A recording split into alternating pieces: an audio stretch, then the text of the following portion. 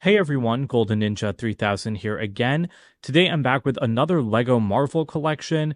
This time it's 7 sets from the first half of 2025. So we've got some January sets, one April, and one May set because the Marvel sets have been a little bit spread out so far this year. I have stopped buying every single Marvel and Harry Potter and Jurassic World set. I buy most of them now, but there are a couple that I'm sitting out because I'm kind of buying too many Lego sets. So there are a few sets that are missing from this collection. It's not a complete collection of all of the sets that have released so far this year, but it's the ones that I personally am most interested in. And so that includes some of the adult focused display items and, of course, all of the Iron Man sets. So yes, I'm changing my buying habits a little bit. I'm no longer buying stuff on day one because I have such a huge backlog and I spend so much money on Lego sets that I'm just trying to pump the brakes a little bit and buy stuff when I have like the time and space to build it, which is why it's taking me so long to get to some of these sets that released months ago, but I still want to talk about them because I do really like them. That's why I got them. So in this video, I'll be taking a look at the two display slash diorama sets that were released this year, so far at least. We've got the Captain America Civil War set, and then over to the right, we have the Endgame Final Battle set, which I do have a lot of thoughts on. I actually think that that set is better than people are giving it credit for, although there are some qualms I have with it. I got all the Iron Man sets. I got the new Hall of Armor expansion. I got the Iron Man car set, and then there was also the Iron Man Mech versus Ultron. So I skipped out on a few Spider-Man sets. I did still get the Spider-Verse set and the Marvel logo that it's sitting on top of, but I didn't get like the Venom car set and then the Spider-Man mech. Because honestly, I would have been buying that Spider-Man mech for the Anti-Venom figure, but then once I saw that Anti-Venom comes in the sets this summer, I was like, well, it's not worth getting just for that one minifigure.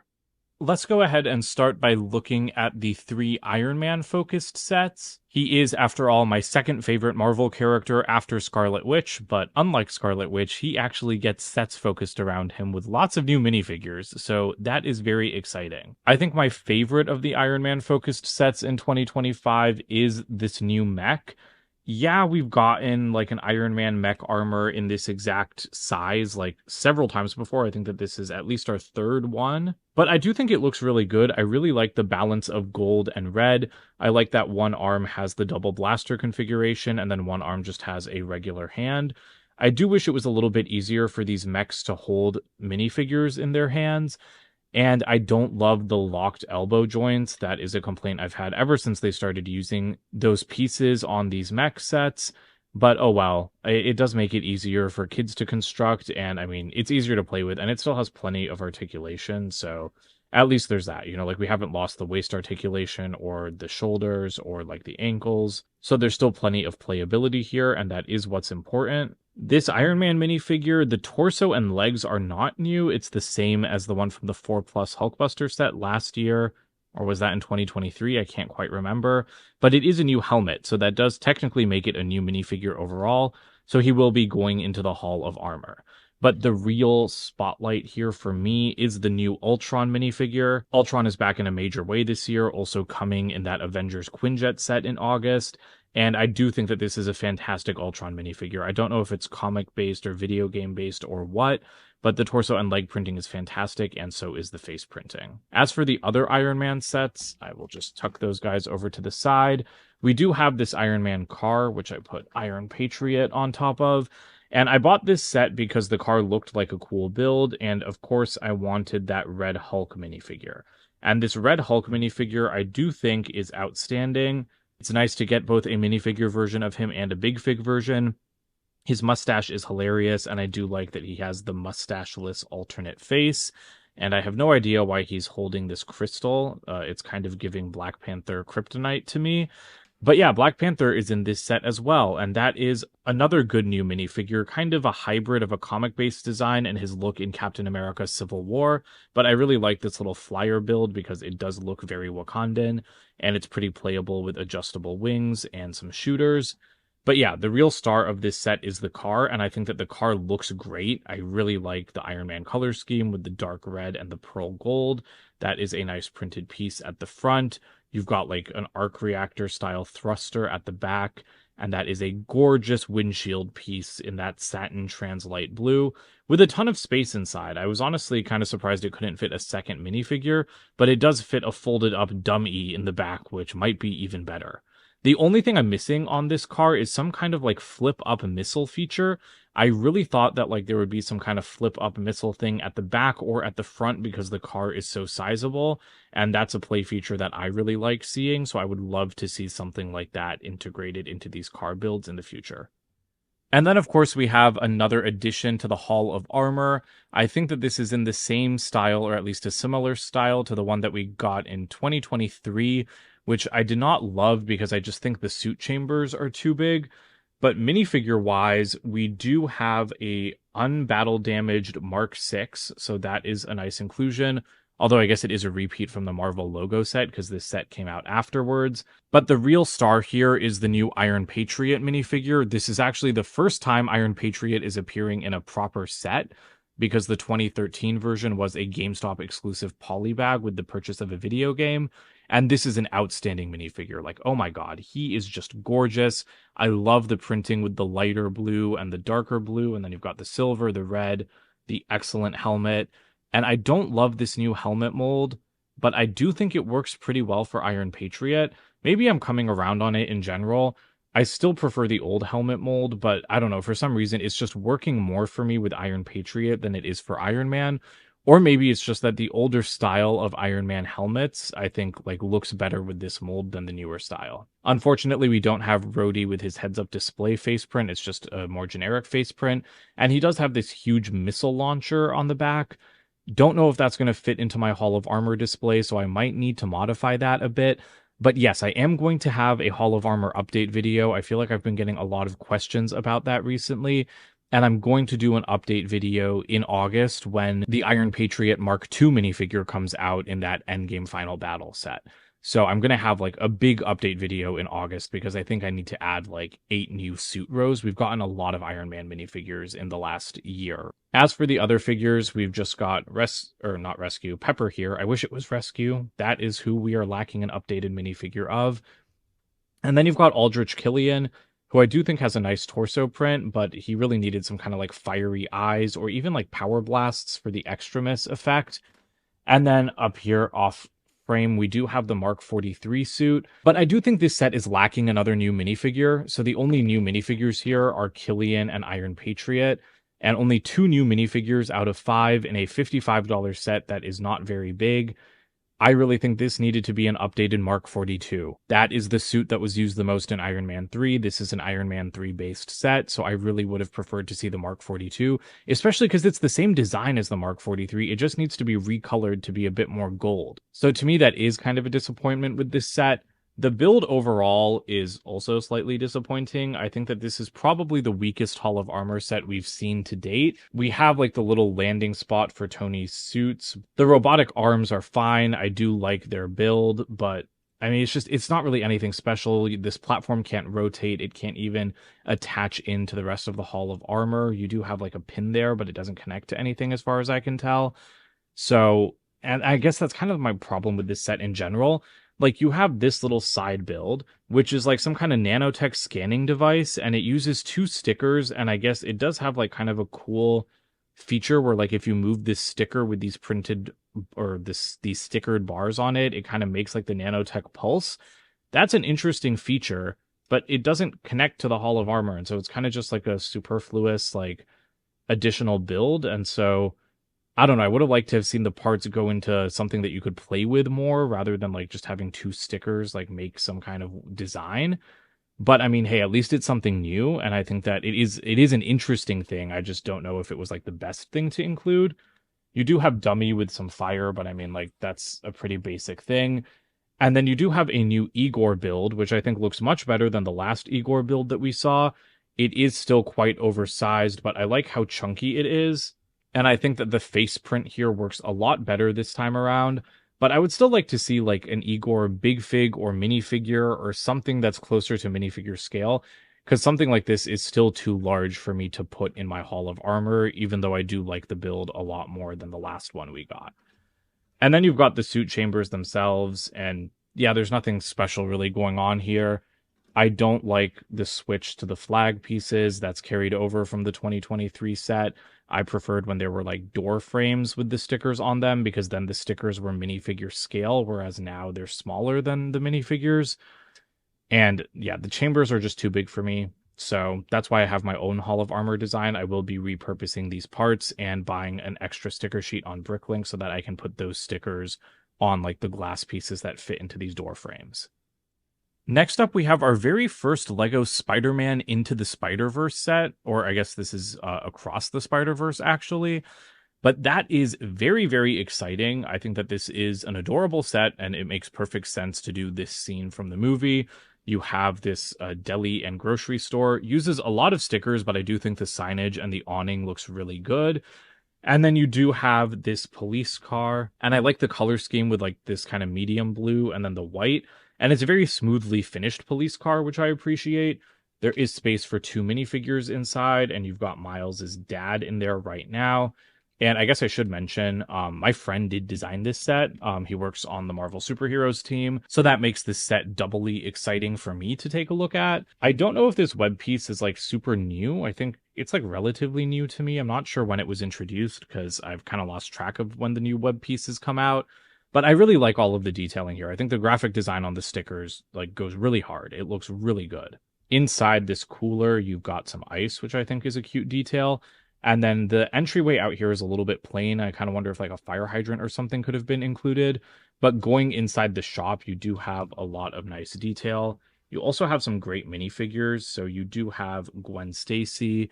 You've got Miles Morales, who this is an excellent minifigure. I wish he had a little bit of like printing, but there's just like some really fine detailing with like some dark blue printing. I don't even think it's going to show up on camera, but it's a very good minifigure. I think it's well worth the wait.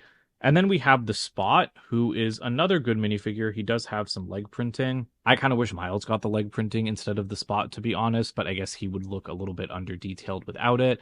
And I really like the use of these black pieces as his spots that are kind of opening up. And you can see I have Miles and Gwen's decapitated heads there because I just wanted to store them with the rest of the set. And that's a new hairpiece for Miles, I'm pretty sure. So I'm very happy with that. Gwen just gets a generic face and generic hairpiece, which is disappointing because her face and hair does not look like that in the movie. But Miles, I think, is really knocked out of the park. Other than that, the shop is fairly small. It's just got, a few shelves with stuff on them. It's got some sticker detail. It has a little register. And then there is a play feature where you can explode out the ATM if you push something on the other side. I think that I don't think that the shop necessarily needed more detail, but what I do think it needed is a roof. I think that it's kind of awkward that it doesn't have a roof. When I finished building it, I was like, wait, that's it? I'm like, there's no roof. It's just completely open. I think it can stack with the like Peter Parker's apartment building and Oscorp sets that are coming out in August. But I mean, even if it's stackable and modular like that, I still think that it should have a roof since this is a standalone set and it's just kind of awkward without one. But now we come to the Marvel logo, which has gotten a lot of ridicule online. And I'm going to be perfectly honest, I really don't know why. I mean, I get that some people think it's too expensive, and maybe an argument can be made for that because you are paying $100 to have like a Marvel logo on your shelf. And if you just want a Marvel logo, you can probably get one for cheaper. But I don't know. I mean, I'm an adult collector and I like this kind of stuff because I don't want to buy just like a regular Marvel logo for $20 on Amazon and put it on a shelf. But if it's built out of Lego bricks, then yeah, now you're speaking my language. I buy a lot of stuff that's made out of Lego bricks that I wouldn't just buy like a replica of in general. The Thor's hammer set was like that for me. I think that this set looks really clean. It's a nice size. It gets the Marvel typeface down pretty well. If anything, I wish that there was more balance between the studded and smoothed surfaces, although I know that, it must be very hard to get rid of more studs. But yeah, it's just like the M is almost entirely smooth, but then the A is much more studded. So I would say that's the only thing that kind of bothers me about it. But I like this type of set, and I am going to put this on my shelf, and I'm going to enjoy it. It does have some play features, so if you press these two buttons, you will very forcefully pop out some minifigures. And then you can also lift up Iron Man, who's going to come right back out there. And that is the Mark 6 figure that we talked about earlier. The figures are decent. I mean, they're all based off of their Avengers 1 appearances for the most part, I think. Thor's torso and face does not really match his Avengers 1 appearance, so that's what's kind of confusing to me. Black Widow looks good, but it is a shame to see that she's lost her arm printing. She was getting steady arm printing for a few years there. And actually, I guess they don't all match their Avengers 1 appearances because this is Cap from Captain America the First Avenger. But I mean, I don't really care that he doesn't match his Avengers 1 outfit because we've gotten that minifigure a lot. And this is a new minifigure and it's a different outfit. So I really like seeing that. Now we just need his stealth suit from Winter Soldier. Please, please, Lego Group, please give us the stealth suit minifigure. And then we have a new minifigure version of Hulk, who I think looks really good. I like the use of the olive green for his skin tone. The only problem with the minifigures is that where is Hawkeye? I think that this play feature is really cool to have them popping out like this. I think it looks a little bit weird, like once they are popped out. Like, I don't think I'm going to display my logo like this. I'm going to display it closed up. But Hawkeye should really be here. You have 5 of the 6 original Avengers. Like, why just 5? I think the designer said that Hawkeye's bow was like too sharp and like would get caught on the internal mechanism, like when the figures would pop out. But honestly, like, just don't give him his bow then. I think omitting Hawkeye entirely is just really confusing because you have 5 of the 6 original Avengers and then poor little Hawkeye is just left out in the cold. And then lastly, we've got our 2 diorama sets, the Civil War airport battle and then the Endgame portals scene. I actually don't want to say too much about these sets in this video because I'm going to do a comparison between these and the Avengers Age of Ultron diorama from last summer. But between the two of them, it's kind of a struggle to say which one I like more, surprisingly. I think that the Civil War one, I mean, it looks good from this one angle. I like how it looks from this angle, but I think it's a little bit sparse on minifigures. Like, when I was posing up this scene, I was really struggling to have, like, conflict everywhere because the conflict is just very lopsided towards Team Cap. You have every member of Team Cap here except for Hawkeye, whereas Iron Man is missing Vision, War Machine, and I guess it's just those two, but like those are very heavy hitters. So it does kind of feel like a lot is missing from the scene without including them. I do think that the Civil War scene is a little bit too sparse. Like, it is a lot of wide open space. And yes, they were at an airport. And so there is a lot of wide open space on the tarmac. But it's very flat. It's very shallow. Like, there's not even really a suggestion of a building here because it's just like 2 bricks deep. And so I think that that kind of works against this set because it feels like there's not enough depth. Whereas with the Endgame final battle set, there is nothing there. You know, like in the movie, it was literally just a barren waste ground because Avengers campus or compound or whatever was just blown up. So I honestly think that the lack of depth works more for the portals scene than it does for the airport scene. And I think the portals themselves look really good. Like, I had so much fun setting up this display. And so that's what made me decide that I actually like this set more than I expected to, because I was just having a lot of fun recreating the iconic moment when everyone's flying out of the portals. You can rearrange them a little bit, but I'm pretty happy with the scene that I've come up with, where I've got like a bunch of characters leaping out. I have Falcon coming out of the portal closer to the ground. And that's something that was quite difficult to do with the Civil War set because there's just not a lot of attachment points like to pose up the figures. But I need to save some content for my comparison, so I guess I should stop comparing them. But yeah, I mean, I think that this set is decent. It's just that neither of these sets has enough exclusive minifigures, in my opinion. And I guess here I go comparing them again. But the Iron Man minifigure is new. And I think the Spider-Man minifigure is new. And I guess Bucky is new, but he has a terrible face print that doesn't look anything like him. So yeah, it's like just both sets are like a little bit light on the figures. The Endgame Final Battle set is not light on the number of minifigures. It has a very good number.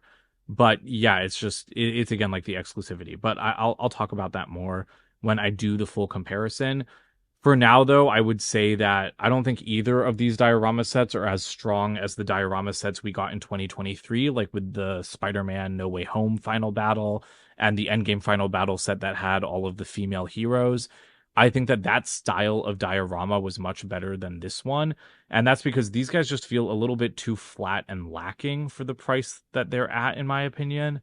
Like, I think that these would be fantastic sets if they were like $60 or $70 each.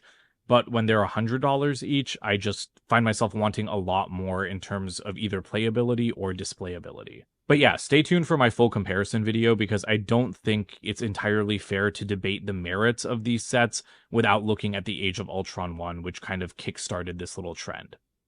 That about does it for this collection video. I think that the first half of 2025 has been fairly solid for LEGO Marvel. I do think that the summer wave looks stronger, but I mean, as an Iron Man fan, I'm pretty happy. It's just I feel like the display sets are becoming a little bit much in both like the Marvel theme, the Star Wars theme, the Harry Potter theme. I want more play sets. Like you'll notice that these are the sets for the first half of 2025, and there's not a single large play set. The biggest play set we have tops out at like less than 400 pieces and $50. All three of the $100 sets that we've seen in the first half of the year have been display items. And I mean, I'm an adult collector. I like the display items, but I also like big play sets because I think that they can really offer something new. And I love the MCU. The MCU is great. I mean, I guess it's not that great right now. It's still struggling a little bit, but I just really want to see some non MCU stuff. And that's why I think the summer wave looks stronger because we have multiple sets based on comics or video games with the Spider-Man sets. I don't know exactly what they're based off of, but it's really exciting to me to see like a $140 Oscorp coming that's a play set and that's not like a display diorama set. Out of the sets you see here, I would honestly say that my favorite one is probably the Marvel logo. I know that people are probably going to disagree with me on that, but I think it's like a very clean build, and that's the kind of display set I'm looking for. And then next up would probably be the Iron Man mech with Ultron. I just think that that's a good set. And I mean, the Spider-Verse set is also decent, but I'm not the biggest Spider-Verse fan. I know that might be sacrilegious, but that is just how I feel. So beyond the Iron Man one, it's honestly probably the Endgame Portals diorama, just because I think it captures the movie scene so well, and it was a lot of fun to pose up and display the figures there. So let me know what you guys think about these sets in the comments below. Don't forget to like and subscribe as well, and check out my website, goldenninja3000.com, and I will see you guys with more LEGO Marvel content this summer. Bye for now.